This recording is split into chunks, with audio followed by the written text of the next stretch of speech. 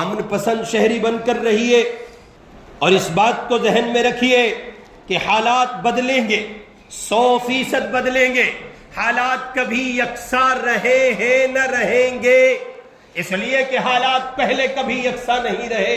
اس زمین نے تاتاریوں کی یورش و یلغار بھی دیکھی ہے، اس زمین نے دیکھا ہے تاتاریوں کا ظلم، اس زمین نے دیکھا ہے جناب من کہیے کہ چنگیز خان اور ہلاکو خان کو دیکھا ہے، اس زمین نے فرعون کے قہر بھی دیکھے، اس زمین نے حامان و قارون و نمرود و شداد کو بھی دیکھا ہے، اس زمین کے افراد نے 13 سال محمد الرسول اللہ کی معیت میں مکے کی زمین پر ظلم و ستم بھی دیکھا ہے۔